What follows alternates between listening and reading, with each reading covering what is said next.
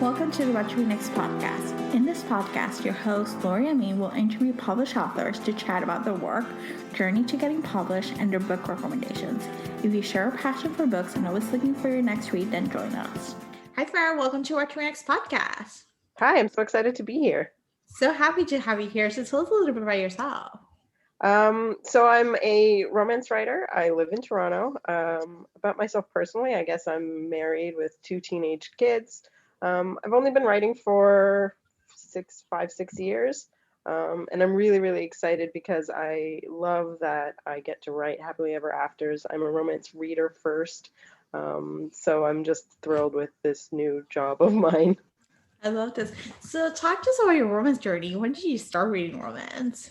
So I think I probably started reading romance. I mean, it took me a while to realize that the stuff I was reading when I was a kid was romance. I was reading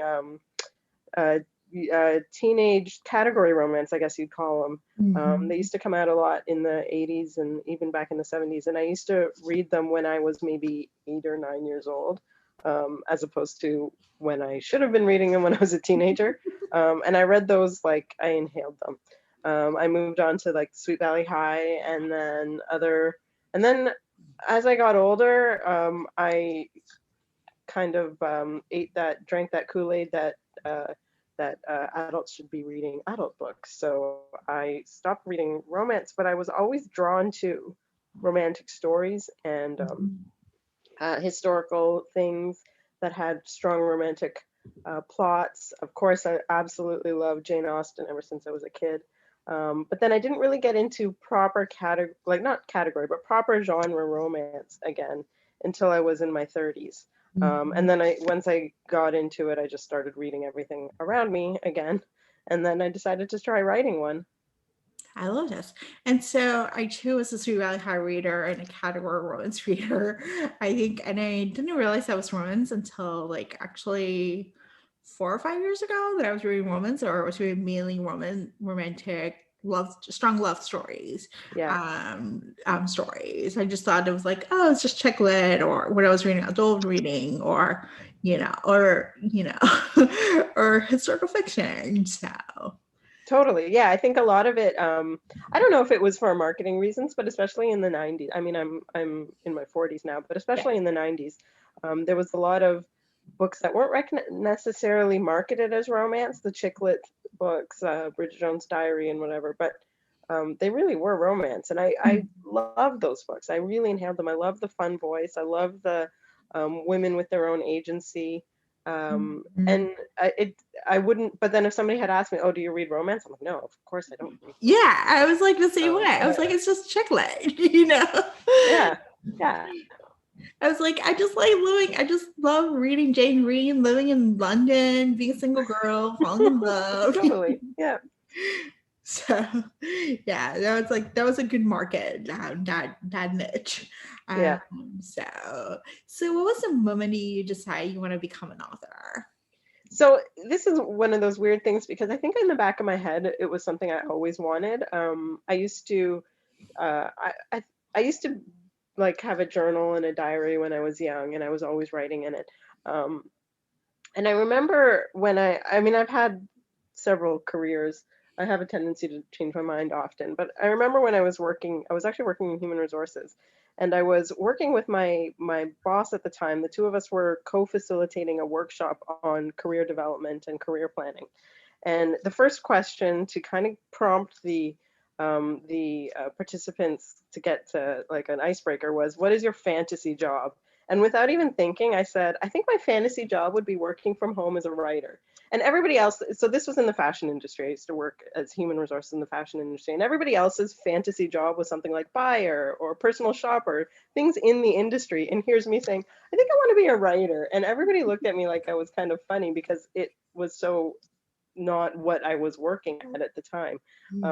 But that was the first time I actually said that out loud. And then it was another good 10 years, maybe a little bit less than 10 years, but many years before I actually started writing. And I was just afraid to kind of put the pen to pencil, so to speak. I think because it was that you never want to have that fantasy. I don't know. I felt like if I started and I didn't, it wasn't what I thought it would be, then that fantasy wouldn't be in my head anymore, and it would be kind of like broken. I don't know. Hmm. Yeah, I love this. And so, what was your journey to get to publication? So like I said, I just one day decided to start writing it, and it was because I was reading so much and these stories wouldn't leave my head. So I just started writing one day, and I didn't really look into a lot of career planning, or I didn't know exactly what I wanted to do. One thing I did right away when I started writing romance is I joined Toronto Romance Writers, because I've always been, if I've ever had something I'm interested in or something, I like to surround myself with other people with similar interests. So I joined Toronto Romance Writers right away. And it was interesting because the very first workshop I went to was about the path to publication, how to get an agent, what's a query, what's a synopsis. And I didn't know any of that beforehand. So that was it was very timely that was my very first introduction into the romance world, was basically how to get into the romance world. So when I finished my book, I just went through the motions. I started querying it. I was completely rejected, wrote another book, started querying it. So I just, without really thinking about where I wanted my career to go, I just went through the motions of what I knew the process was. And then I think it was the second book I queried was Trifactor, which ended up being my debut. So I ended up querying it through a Twitter pitch party, and then I got an agent, and then we went on submission, and then the book sold. So it was a pretty straightforward, but I didn't really plan it, if that makes sense. Yes, it does make sense. I think it's just like, I think it's a process, it's not this linear, it's just like you just take the next right action. I think, Yeah. whether it's like joining Writers of America or just querying or trying to query different ways, it's like you just take the next right action and whatever comes up, it comes up. Exactly. And I think maybe because I hadn't been writing that long, I wasn't that attached. I don't want to say I wasn't that attached to my manuscripts, because I was, but I wasn't that so attached that I wasn't willing to, okay, that didn't work. Next idea. Um, Mhm. and just keep working at it, basically. Yeah. So, what has been the process of writing during the pandemic? Oh, it's been challenging. I especially found it incredibly challenging at the very beginning of the pandemic. I think the entire world was going through heightened anxiety, and I already had anxiety. Um, but that March, April, May of last year was incredibly hard for my family, and all the kids were home, and I was stressed and health issues, and trying to write lighthearted rom-com during that was challenging. And I mean, I did end up finishing a book during that period, and I don't think the book suffered for it, but it was just a lot more concentration on on my part. Um, the book is exactly the lighthearted rom-com that I wanted to write, but it was really, really hard to get into the headspace of it. Mhm. Since then, it's been a little bit easier to get into the headspace, but I have a lot more distractions with my whole family being here all the time, which I'm not used to.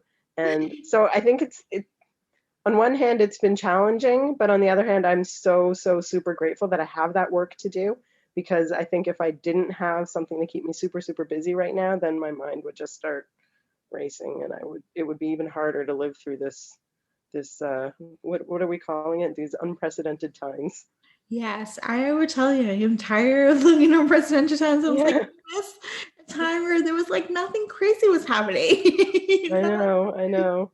So, so your book actually dives into one of those pandemic hobbies that people took on during living at home, which is a sourdough starter. So, Mhm. do you actually have a sourdough starter, or was it something you just like realized that that's something your main character, your heroine would? So I did. I used to have a sourdough starter. I found it hilarious that the pandemic got everyone making sourdough right Yeah. when I was editing a book that was pretty much about sourdough. And I was like, this is either going to do really well, or people are going to think I wrote this very quickly. But I don't actually have a starter anymore, but I used to.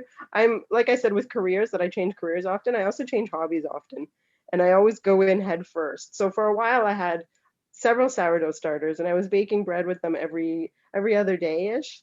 Mhm. And there were several starters, and one of them was one that I mail ordered that had been like from the Oregon Trail, like it was like hundreds of years old. So I was totally obsessed, and I went into it head first. But eventually the upkeep just became too much. And as soon as you stop baking that often, the sourdoughs, obviously you need to maintain them, and I didn't keep it up. And it wasn't until after I stopped keeping up the starters that I wrote the book. So I thought it was funny. Like I stopped with the starters. I'm like, okay, so maybe I'll just write about them instead of actually keeping the starters. I love this. And it just like it fell with the time. So what other hobbies have you taken? I'm like a person who loves to take new hobbies. So Yes. So and again, I always jump in head first. I've yeah. knit, like knitting, quilting, sewing. I used to sew my own clothes all the time. And I actually once, for about a year, did this challenge where I was sewing a dress a week for a year, which Hmm. thinking back, I think, what was I thinking? That was pretty crazy. Um, so sewing clothes, quilting, what else? Cooking I've always done. That's something that I've never waned, but specifically bread baking for a long time. And then video games, reading. Of course, now writing started out as a hobby, but now it's my job. But I'm always looking for something new. I just actually bought one of these little tiny miniature kits to make the little miniature rooms. Ooh. So what kind of room are you creating? It's actually the one I ended up buying is a little tiny greenhouse. And the reason I bought the greenhouse is I'm currently editing my YA debut, which is coming out later this year, and it's very much about plants and gardening. So Mhm. when I saw this little miniature greenhouse, I really, really wanted it, and it's kind of modeled after the greenhouse garden in this book. Ooh, I love this. Oh my gosh. I love chatting hobbies. So, all right, so let's talk about accidentally engaged. What was the Yep. source of inspiration? So the inspiration for the book, so in my debut, The Chai Factor, the main character Amira has a best friend Rena, and Rena is then the main character and accidentally engaged. So the character came to me when I was writing Chai Factor, but technically, actually, the character came to me even before that. I have a really old first draft that didn't get past 2 chapters, and that was really the beginning of accidentally engaged. I had this idea of a woman making entering a cooking contest um, where she had to film videos, and her neighbor helped her with the videos. And I had originally intended that he would help her with the equipment, but then I ended up changing it around. So that the idea of her being a food blogger came to me a long time ago. But then when I started actually sitting down to write the book, I knew that this character, I knew her family had to be involved because of what happened in Tri Factor with this character's family. Oh, excuse me. Mhm. And I knew that she deserved somebody amazing. Like I couldn't just pick a guy and make it work. I needed to create somebody worthy of Rena because I always loved the character and I thought she deserved it. Because of her family and her family's interference, I decided to have it so her parents are trying to set her up with someone. Um, and then to try and then to stick a fake engagement in a arranged marriage plot. I'm like, that sounds interesting. So I basically just kind of threw everything in there. But I think the original first inspiration was to write a story about a food blogger. I love this. And so we deal with some recipes, food contests, and all the different things, logistics with it. And so, what kind of research did you conduct? Like, whether getting the recipes or ideas, or like, that whole food content? So I didn't do a ton of research food wise in the book. It's interesting. Somebody else had asked me once, where did you come up with the recipes for the book, or where did you come up with the foods that she cooks? And then I thought about it, and I'm like, there's nothing in there that's not something I've made before. So Mm. I like I said, I used to bake bread very, very often, and I cook a lot. So there's very little research food wise. That's all stuff I've made before. Mhm. And food. So I have a friend who's a food blogger, and I read her blog, and I watch her work, and I watch her take care to take pictures and the editing and all that. So I've always been kind of interested in that. Um, I've never thought about being like starting my own food blog or being a food blogger, but it's kind of something that I've been curious from the outside of. But I Mhm. did used to have a sewing blog, so I know what it's like to kind of to be in the public eye for your hobbies and things like that. So I liked that part of it. So there wasn't a ton of research. I mostly got most of it from my own experiences. Oh my gosh, and you had a sewing blog? Yeah, I did. Back when I was making a dress a week, I had a Yeah. sewing blog. I actually just pulled it recently because I didn't want, I mean, nobody read it. It wasn't all that popular, but the care I went through to make every dress fit, and then I would take pictures and people we would it was actually a really neat community because people would comment on what alterations would need to be made on the dresses to make them fit better and things like that. So it was a really neat kind of collaborative approach. Mhm. Oh my gosh, that's amazing. I love, to be honest, I'm someone who has had multiple blogs, and so I, based on my hobbies, so I can Yeah. identify. And I'm like finding a kindred spirit who's like has different hobbies. Totally.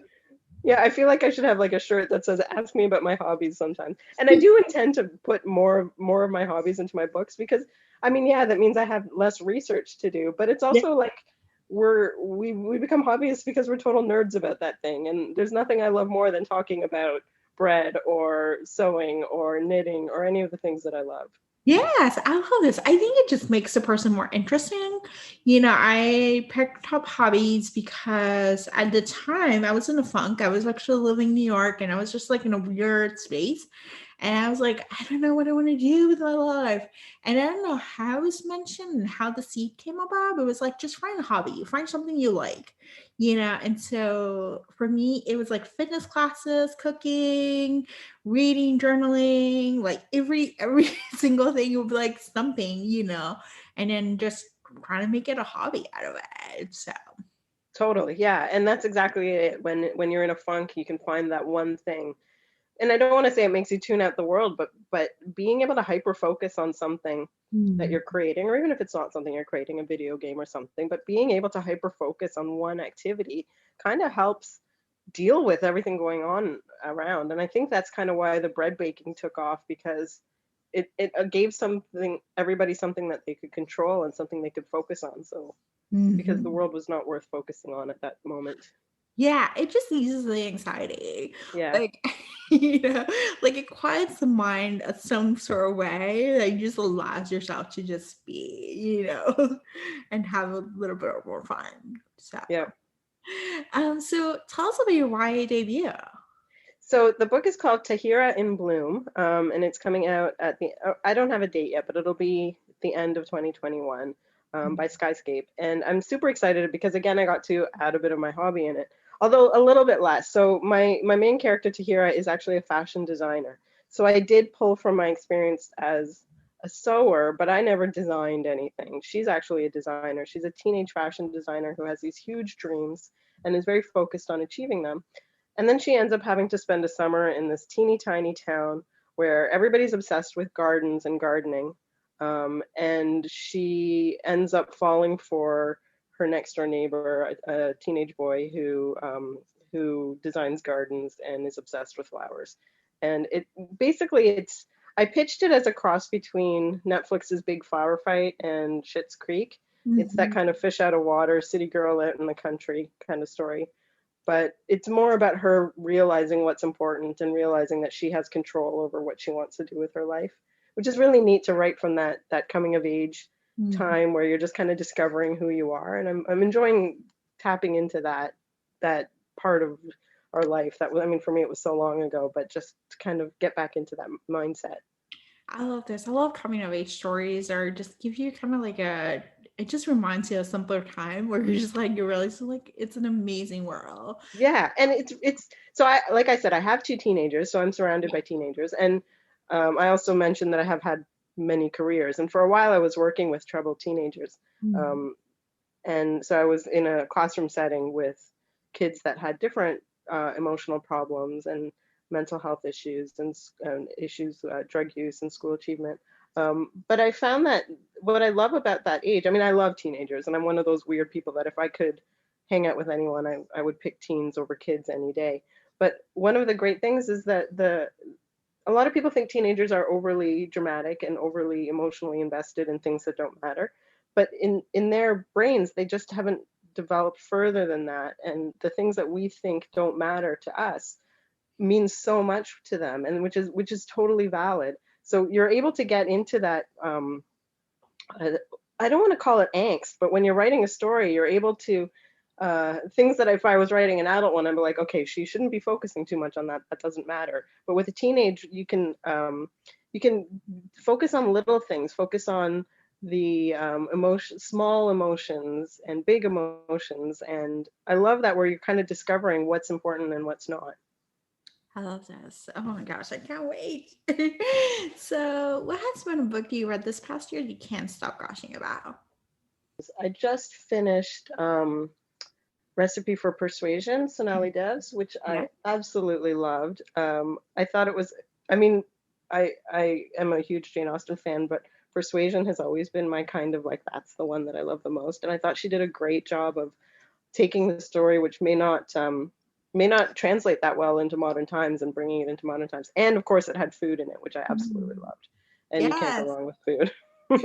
um, Another one that I liked recently is the Mia Sosa's The Worst Best Man. Yep. I thought that was excellent.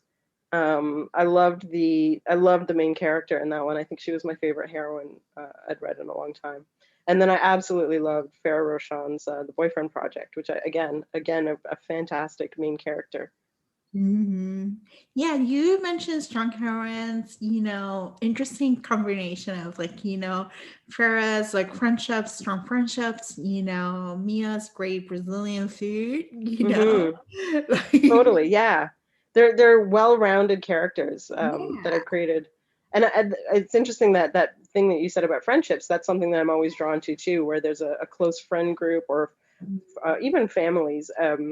One of the things I absolutely love about Sonali's book is that her friend group are her cousins, and to me that rings really true for South Asian stories. Our cousins are like our cousins are like our siblings. They're like a cross between a sibling and friend, and because our families are so close, that bond is so familiar to me, and it's not something I see a lot in other books. So I love that cousin relationship.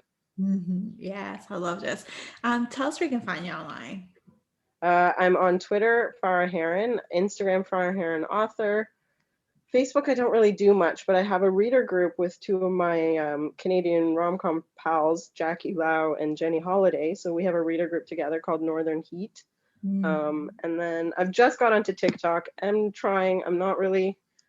My kids tell me I might be too old, but I'm trying. I'm trying to be relevant there. But it's Farah Heron author. I love this. Thank you for being on the show. Oh, no problem. I had fun. If you enjoyed this podcast, feel free to share with friends, subscribe, rate, and review the show. This is the easiest way to support this podcast. Once you connect with fellow romance readers and make new friends, get weekly book recommendations, attend monthly meetups, then join our Patreon community. You can join at whattoreadnextblog.com/Patreon. Romance lovers, check out Queen Bee Reads Etsy shop for cute and comfortable bookish apparel.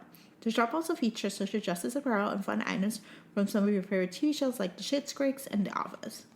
Use code WhatToRead10 to save. Visit whattoreadnextblog.com/queenbeereads.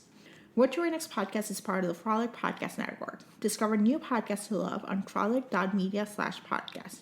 Thank you so much for listening and have a great day.